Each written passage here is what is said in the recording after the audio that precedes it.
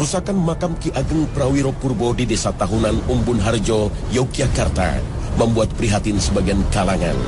Makam yang sering diziarahi warga ini termasuk cagar budaya yang dilindungi undang-undang.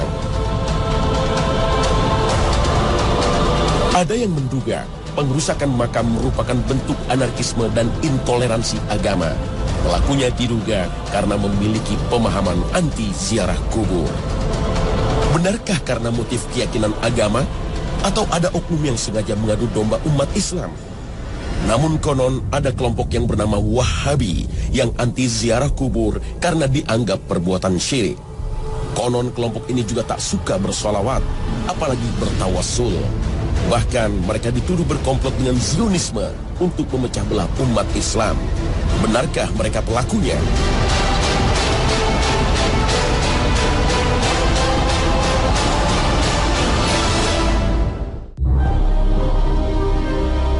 Assalamualaikum warahmatullahi wabarakatuh. Pemirsa Khazanah Trans 7, semoga pagi ini kita berada dalam lindungan dan hidayah Allah Ta'ala. Khazanah, ensiklopedia Islam dunia, kembali menyapa pemirsa untuk saling berwasiat dalam kebenaran dan kesabaran. Mungkin tidak semua orang faham apa yang dimaksud Wahabi. Istilah Wahabi selalu disematkan kepada pemahaman para ulama Saudi, padahal mereka sendiri tidak pernah menamakan diri mereka sebagai kaum Wahabi. Berbahayakah Wahabi bagi umat Islam Indonesia?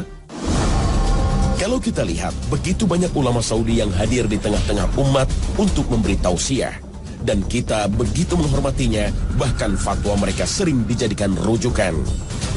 Apakah karena berbeda faham, misalnya soal tawasul kepada ahli kubur, ngalap berkah pada para wali, atau berbagai tradisi seperti tahlilan, yasinan, atau mauludan, dikelompokkan sebagai Wahabi?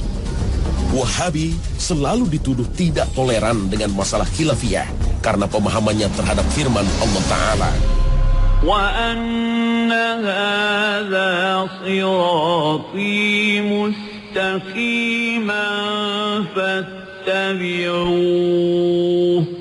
وَلَا تَتَّبِعُوا السُّبُلَ فَتَفَرَّقَ بِكُمْ عَنْ سَبِيلِهِ ذَلِكُمْ وَصَّاكُمْ بِهِ لَعَلَّكُمْ تَتَّقُونَ. Tidak cukup itu, berbagai cerita menyeramkan beredar luas, misalnya menuduh Wahabi disamakan dengan Zionis. Isu ini pun dikhawatirkan akan membingungkan umat dan merusak ukhuwah Islamiyah. Untuk menguak kebenaran tentang Wahabi, mari kita simak berbagai versi sejarah yang melacak asal-muasal Wahabi. Wahabi dinisbatkan kepada seorang ulama asal Najd, Muhammad bin Abdul Wahhab, yang dalam dakwahnya mendapat dukungan dari pendiri kerajaan Arab Saudi, Abdul Aziz bin Saud.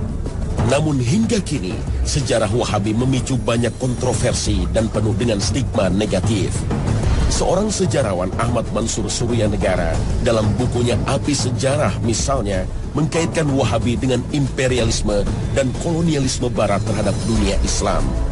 Abdul Aziz bin Saud bersama Muhammad bin Abdul Wahhab berkolaborasi dengan kerajaan Protestan Anglikan Inggris untuk menggulingkan Raja Hussein dan putranya Raja Ali yang mengangkat dirinya sebagai khalifah setelah Sultan Turki Utsmani Abdul Majid diturunkan pada 3 Maret 1924. Raja Hussein mengklaim batas wilayah Arabia meliputi Palestina dan Syria sebagai wilayahnya.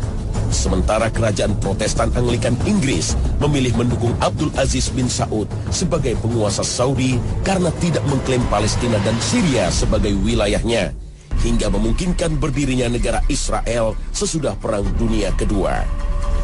Karena itulah, menurut buku ini, kerajaan Saudi dianggap sebagai pemberontak terhadap kekhalifahan Turki Utsmani. Pada tahun 1962, dirilis sebuah film berjudul Lawrence of Arabia yang menceritakan kisah seorang letnan dari pasukan Inggris, Thomas Edward Lawrence, yang berperan di balik berdirinya kerajaan Arab Saudi. Film yang konon diambil dari kisah nyata ini memicu kontroversi karena Lawrence membantu klan Saud untuk memerangi Khalifah Turki Utsmani dan mendirikan kerajaan Arab Saudi. Menurut sejarawan Inggris Martin Gilbert, Lawrence adalah seorang agen Zionis seperti dikutip Jerusalem Post edisi 22 Februari 2007. Sejarah pun mencatat runtuhnya kekhalifahan Turki Utsmani akibat infiltrasi Zionisme setelah Sultan Mahmud II menolak keinginan Theodor Herzl untuk menyerahkan Palestina ke bangsa Yahudi. Teori ini seolah-olah mendapat pembenaran jika kita lihat kerajaan Arab Saudi menjadi teman dekat Amerika Serikat. Apalagi dalam sebuah memoir seorang mata-mata Inggris yang berjudul Hamfer, The British Spy to Middle East, menyebutkan bahwa Inggris telah merekayasa Muhammad bin Abdul Wahab sebagai imam dan pendiri gerakan Wahabi. Hamper berpura-pura menjadi seorang Muslim dan berganti nama menjadi Muhammad. Ia mengaku sebagai ideolog dan gurunya Muhammad bin Abdul Wahab. Kisah ini ditulis juga oleh Abdullah Muhammad Sindi, seorang profesor hubungan internasional berkebangsaan Saudi Amerika, yang menulis artikel bertajuk Britain and the Rise of Wahhabism and the House of Saud. Menurut Profesor Sindi, Hamper telah memberi Abdul Wahab uang dan hadiah-hadiah lainnya, mencuci otaknya dengan meyakinkannya bahwa orang-orang Islam mesti dibunuh karena mereka telah melakukan penyimpangan yang berbahaya. Kaum muslim telah keluar dari prinsip-prinsip Islam yang mendasar. Mereka semua telah melakukan perbuatan-perbuatan bid'ah dan syirik. Hamper juga membuat sebuah mimpi liar dan mengatakan bahwa dia bermimpi Nabi Muhammad SAW mencium kening Abdul Wahab. Berdasarkan versi ini, Abdul Wahab menjadi terobsesi dan merasa bertanggung jawab untuk melahirkan suatu aliran baru di dalam Islam yang bertujuan memurnikan dan mereformasi Islam. Aliran ini lalu menyerang dan memberantas semua adat kebiasaan buruk masyarakat Arab. Menurut Wahabi, orang yang menyembah selain Allah Subhanahu wa Ta'ala telah musyrik dan boleh dibunuh. Wahabi pun dipandang sebagai salah satu aliran yang menumbuhkan benih-benih radikalisme dalam Islam. Benarkah semua tuduhan ini? Tunggu dulu, kita jangan terlalu percaya, karena sejarah bisa saja sebuah fakta yang direkayasa untuk kepentingan politik dan kekuasaan. Jangan-jangan ini sebuah konspirasi untuk memecah belah umat dengan cara menciptakan Wahabi sebagai musuh umat Islam. Mari kita simak sejarah versi lain. Wahabi selalu diidentikan dengan kelompok teroris, padahal Al-Qaeda yang dituduh kelompok ekstrim justru bermusuhan dengan pemerintah Saudi. Para ulama Saudi yang dituduh Wahabi sesungguhnya ulama yang mengikuti prinsip salafus soleh, antara lain melarang umat Islam berunjuk rasa, apalagi memberontak kepada penguasa muslim. Sejarah Wahabi dalam versi lain banyak diteliti oleh para ilmuwan seperti Hanif James Oliver dan Nathanael Delon Bass dari Georgetown University, Amerika Serikat.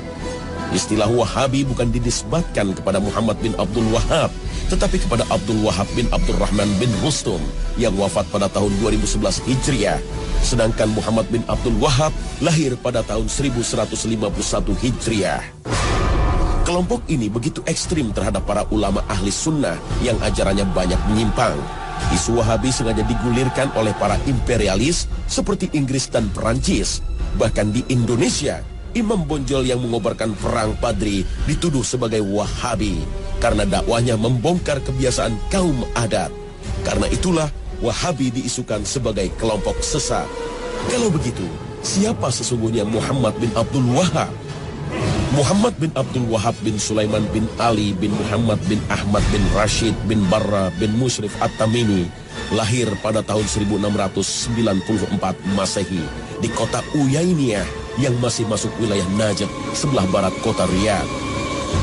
Beliau banyak belajar fikih mazhab Hambali dan sangat tertarik mempelajari kitab-kitab Syekhul Islam Ibnu Taimiyah dan muridnya Ibnul Qayyim rahimahullah.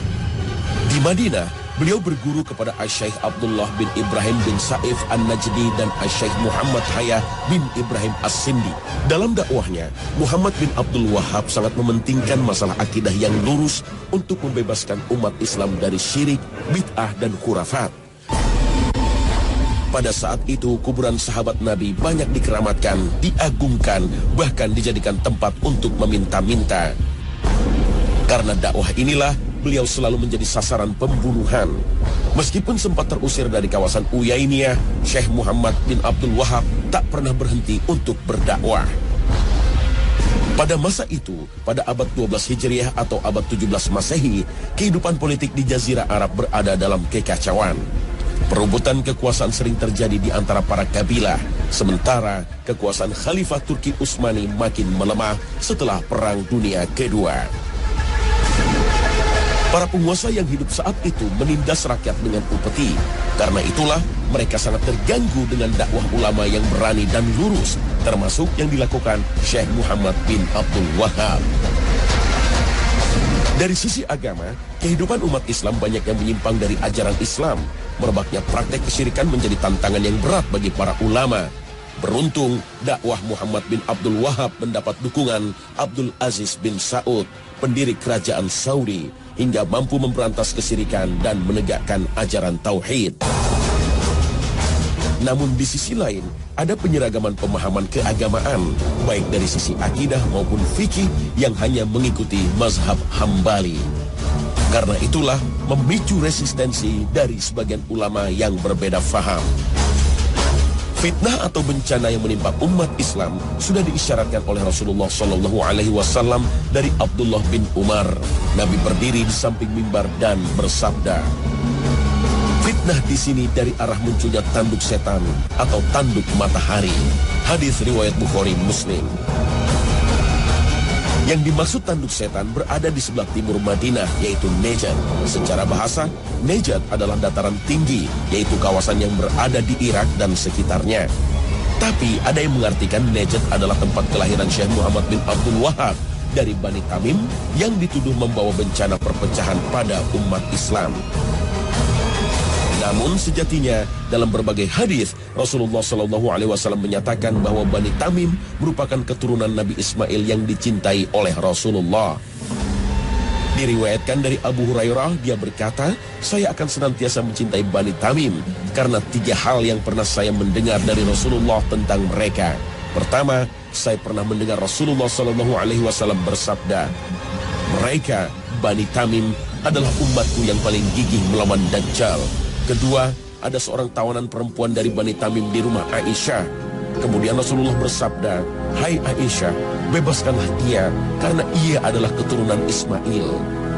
Ketiga, Rasulullah SAW pernah bersabda ketika ada zakat dari Bani Tamim, ini adalah zakat kaum kami. Hadis riwayat Bukhari. Namun, dalam hadis lain, Rasulullah juga menyatakan dari kalangan Bani Tamim akan muncul kelompok yang membawa bencana bagi umat Islam. Kelompok ini disebut Khawarij, yang mudah mengkafirkan kaum muslim, bahkan tidak segan membunuhnya karena berbeda faham. Diriwayatkan dari Abu Sa'id Al-Khudri radhiyallahu anhu berkata, ketika kami sedang bersama Rasulullah SAW yang sedang membagi-bagikan pembagian harta, datang Zulhuwaisyrah, seorang laki-laki dari Bani Tamim, lalu berkata, wahai Rasulullah, tolong engkau berlaku adil. Maka beliau berkata, celaka kamu. Siapa yang bisa berbuat adil kalau aku saja tidak bisa berbuat adil? Sungguh kamu telah mengalami keburukan dan kerugian jika aku tidak berbuat adil. Kemudian Umar berkata, wahai Rasulullah, izinkan aku untuk memenggal batang lehernya. Beliau berkata, biarkanlah dia, karena dia nanti akan memiliki teman-teman yang salah seorang dari kalian memandang remeh sholatnya dibanding sholat mereka, puasanya dibanding puasa mereka. Mereka membaca Al-Quran, namun tidak sampai ke tenggorokan mereka. Mereka keluar dari agama seperti melesatnya anak panah dari target, hewan buruan. Sebagai seorang muslim, kita harus hati-hati dengan berbagai tuduhan ini, karena akan memicu perpecahan umat. Allah Ta'ala berfirman, Ya ayyuhalladzina amanu in ja'akum fasiqun binaba'in فتبينوا أن تصيبوا قوما بجهالة فتصبحوا على ما فعلتم نادمين. Untuk memahami pemikiran Syekh Muhammad bin Abdul Wahab tidaklah sulit. Berbagai buku karyanya bisa dijadikan rujukan hingga kita tidak mudah terbawa isu negatif. Syekh Muhammad bin Abdul Wahab pernah menulis surat kepada penduduk Qasim untuk membantah berbagai fitnah seperti dikutip dalam berbagai kitab seperti karya Mas'ud An-Nadawi yang berjudul Muhammad bin Abdul Wahab Muslih Mazlum, karya Abdul Aziz Abdul Latif yang berjudul Da'awi Munawi'in li Dakwah Muhammad bin Abdul Wahab, atau buku karya Syekh Soleh Fauzan yang berjudul Min A'lam Al-Mujaddidin. Salah satu yang dibantah beliau adalah tuduhan bahwa dirinya mengingkari berbagai kitab imam mazhab dan mengatakan bahwa perbedaan pendapat antara para ulama sebagai bencana. Dalam salah satu kitabnya, Usul Tsalatsa, beliau banyak mengutip pendapat Imam Syafi'i dan Ibnu Katsir. Inilah sebagai bukti kecintaan beliau kepada para imam mazhab, tidak hanya berpegang kepada mazhab Hambali. Syekh Muhammad bin Abdul Wahab dituduh mengharamkan ziarah kubur, mengkafirkan orang yang bertawassul, dan berencana menghancurkan kubah yang berada di atas makam Rasulullah. Menjadikan makhluk sebagai perantara doa kepada Allah atau disebut tawassul menjadi perdebatan di antara para ulama. Sayyid Muhammad Alwi Al-Maliki, seorang ulama Ahlus Sunnah yang menjadi guru para ulama Indonesia, menulis sebuah buku Mafahim Yajib At-Tusohah, antara lain mengutip pendapat Syekh Muhammad bin Abdul Wahab tentang kontroversi tawassul. Sebagian membolehkan tawassul kepada orang-orang soleh, dan sebagian lagi mengkhususkan hanya kepada Nabi Muhammad SAW. Dan kebanyakan ulama melarang hal itu dan memakruhkannya. Meskipun yang benar menurut kami adalah pendapat jumhur, yaitu bahwa hal itu makruh. Oleh karena itu, kami tidak mengecam terhadap orang yang melakukannya, dan tidak ada kecaman terhadap masalah-masalah ijtihad. Akan tetapi kecaman kami adalah terhadap orang-orang yang memohon kepada makhluk lebih besar daripada memohon kepada Allah Subhanahu wa Ta'ala. Fatwa ini pernah dipublikasikan oleh Universitas Imam Muhammad bin Saud Al-Islamiyah dalam Pekan Syekh Muhammad bin Abdul Wahab. Dalam fatwanya, Syekh Muhammad bin Abdul Wahab juga menjelaskan dirinya tidak mengkafirkan seorang pun dari kalangan muslim yang melakukan dosa, sebagaimana yang dilakukan kaum Khawarij. Beliau juga berpendapat wajib taat kepada para pemimpin muslim, baik yang bertindak adil maupun zalim, selama mereka tidak menyuruh kepada perbuatan maksiat. Inilah yang menjadi keyakinan jumhur ulama Ahlus Sunnah wal Jamaah. Bantahan terhadap berbagai fitnah ini juga pernah disampaikan oleh Raja Abdul Aziz dalam pidatonya di hadapan jamaah haji pada 11 Mei 1929. Seperti ditulis dalam buku Al-Wajiz fi Sirah Malik Abdul Aziz. Mereka menamakan kami sebagai orang-orang Wahabi. Mereka menamakan mazhab kami Wahabi dengan anggapan sebagai mazhab khusus. Ini adalah kesalahan yang amat keji, muncul dari isu-isu bohong yang disebarkan oleh orang-orang yang mempunyai tujuan tertentu. Dan kami bukanlah pengikut mazhab dan akidah baru. Muhammad bin Abdul Wahab tidak membawa sesuatu yang baru. Akidah kami adalah akidah salafus soleh, yaitu yang terdapat dalam kitab Allah dan sunnah Rasulnya, serta apa yang menjadi pegangan salafus soleh. Kami memuliakan imam-imam yang empat. Kami tidak membeda-bedakan antara imam-imam Malik, Syafi'i, Ahmad, dan Abu Hanifah. Seluruh mereka adalah orang-orang yang dihormati dalam pandangan kami, sekalipun kami dalam masalah fikih berpegang dengan mazhab Hambali.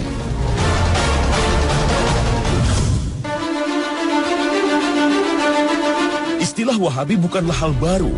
Dahulu sempat disematkan pada para da'i dari kalangan Muhammadiyah, Persis, dan Al-Irsyad yang gigih memberantas tradisi yang berbau kesyirikan. Karena dalam akidahnya, mereka lebih banyak merujuk kepada Ibnu Taimiyah. Misalnya tidak mengenal takwil untuk mengartikan tangan atau singgasana Allah. Namun, zat dan sifatnya tidak bisa disamakan dengan tangan manusia atau singgasana raja. Gerakan Muhammadiyah, Persis, dan Al-Irsyad banyak terinspirasi dengan doktrin Muhammad Abduh yang menyuarakan gerakan tajdid atau pembaharuan Islam. Muhammad Abduh mengajak umat Islam meninggalkan praktek tarekat dan tidak lagi terikat dalam pendapat imam mazhab. Kemudian umat Islam harus merumuskan kembali doktrin Islam sesuai dengan perkembangan zaman. Gagasan ini mendapat penolakan dari Hadratus Syekh Hashim Asy'ari, pendiri Nahdlatul Ulama.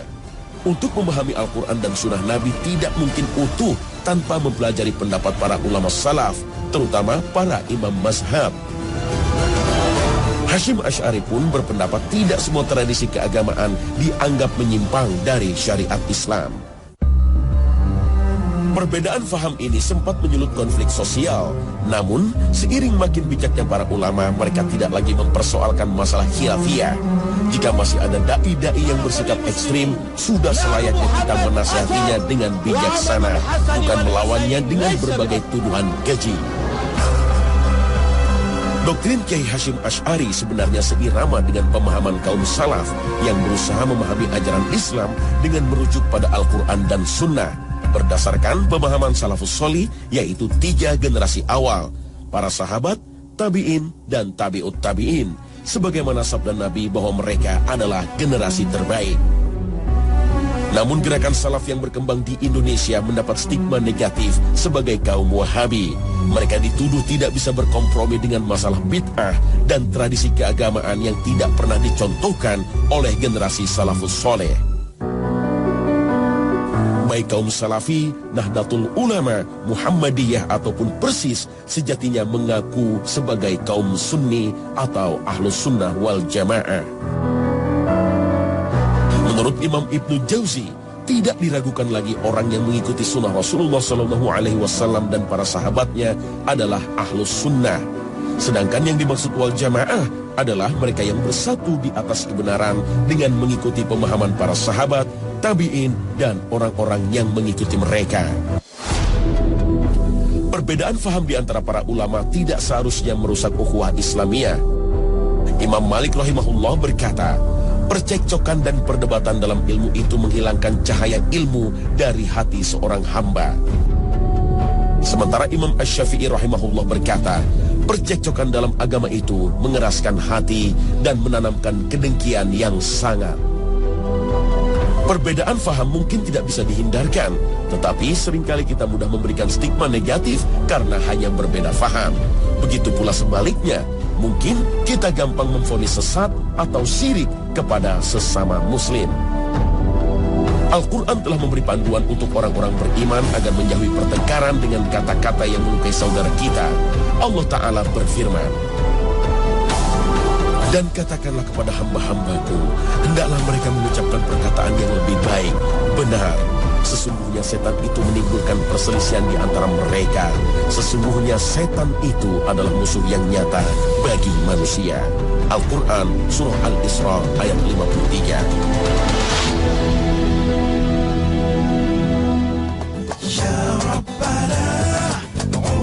Pemirsa Khazanah, episode Wahabi ini mudah-mudahan makin memperkokoh ukhuwah Islamiyah dan kita semakin arif menghadapi berbagai perbedaan faham. Perbedaan pendapat para ulama sejatinya makin memperkaya Khazanah, menemukan kebenaran yang bersumber dari Al-Quran dan Sunnah Nabi, dan kita tidak lagi terikat dalam fanatisme yang membahayakan persatuan umat. Terima kasih atas perhatian Anda, dan wassalamualaikum warahmatullahi wabarakatuh.